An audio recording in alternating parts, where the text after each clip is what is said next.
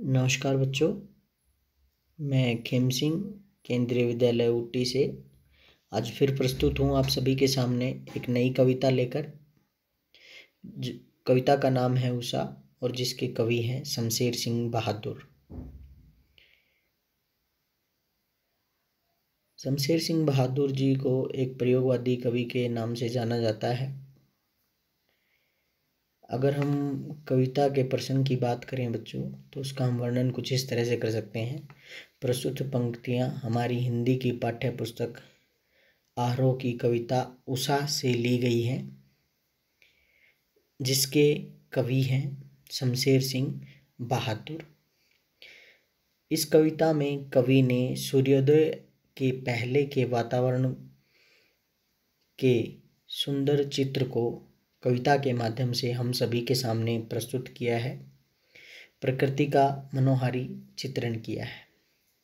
बच्चों, अब हम कविता पढ़ेंगे और उसका व्याख्यान भी साथ साथ करेंगे, व्याख्या भी हम साथ साथ करेंगे, एक्सप्लेनेशन। प्रातः मॉर्निंग, नभ स्काई, नीला ब्लू शंख कौंज, भोर सुबह राख एस, लिपा हुआ अप्लाइड गीला वेट। प्रातः नभ था बहुत नीला शंख, भोर का नभ राख से लिपा हुआ अभी गीला पड़ा है। नभ था बहुत नीला शंख। यहाँ पर बच्चों उपमा अलंकार है। व्याख्या कुछ इस तरह से हम कर सकते हैं। इसकी भाषा बहुत ही सहज और सरल है और ग्रामीण वातावरण को यहाँ पर हमारे सामने प्रस्तुत किया गया है।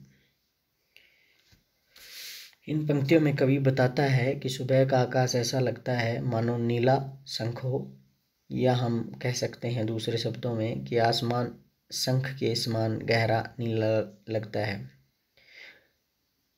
वह पवित्र दिखाई देता है शंख की तरह। आसमान किसकी तरह पवित्र दिखाई देता है बच्चों? शंख की तरह।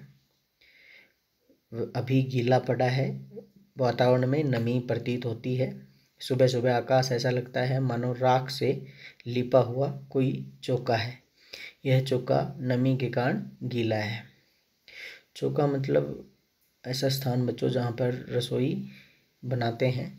ये प्राय ग्रामीण क्षेत्रों में पाया जाता है।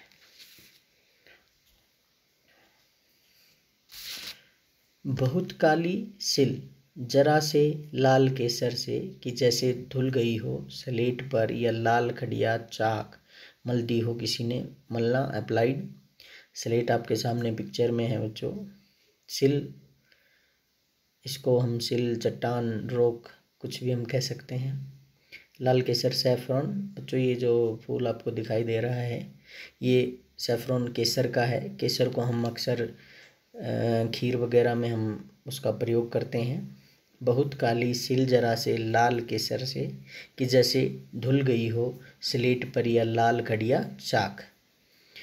रेड सोल, लाल खड़िया चाक मल दी हो अप्लाइड। इसकी व्याख्या कुछ इस तरह है बच्चों। कवि प्रातःकालीन आकाश का वर्णन करते हुए कहता है कि सूर्य क्षितिज से ऊपर उठता है तो हल्की लालिमा की रोशनी फैल जाती है।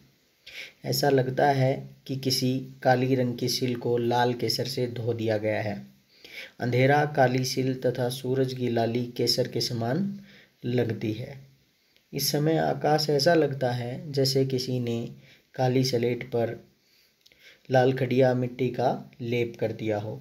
अंधेरा काली स्लेट के समान व सुबह की लालिमा जो है, सुबह हम देखते हैं बच्चों जब सूर्य का उदय होता है तो हमें लाल लाल रोशनी दिखाई देती है, तो वो सूर्य की लालिमा जो किसकी तरह दिखाई दे रही है? लाल मिट्टी की तरह दिखाई दे रही है। यहाँ पर भी बच्चों स्लेट या जैसे धुल गई हो, यहाँ पर बच्चों उत्प्रेक्षा अलंकार है। भाषा सहज और सरल है। मुक्तक छंद है।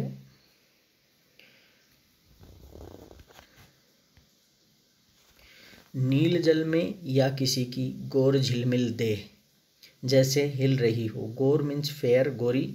झिलमिल अगर अंग्रेजी का हम एक शब्द यूज करें तो फ्लिकरिंग, मचलती हुई। दे बॉडी, शरीर, जैसे हिल रही हो। और जादू टूटता है, जादू मैजिक, अट्रैक्शन हम इसको कह सकते हैं। सौंदर्य हम इसको कह सकते हैं आकर्षण, अट्रैक्शन, सौंदर्य। इस उषा का अब सूर्योदय हो रहा है। कवि ने सुबह के पल पल बदलते दृश्य का सुंदर वर्णन किया है। वह कहता है कि सूर्योदय के समय आकाश में गहरा नीला रंग छा जाता है। सूर्य की सफ़ेद आभा अर्थात चमक दिखाई देने लगती है। ऐसा लगता है जैसे नीले जल में किसी गोरी युवती की देह हिल रही हो। यहाँ पर बच्चों उत्प्रेक्षा अलंकार है। धीमी हवा और नमी के कारण सूर्य का प्रतिबिंब हिलता सा प्रतीत होता है। तो बच्चों ये आपकी कविता थी और इसकी व्याख्या थी। अगर बच्चों आपको वीडियो अच्छी लगी हो तो इसको लाइक करें, शेयर करें, सब्सक्राइब करें। Thank you.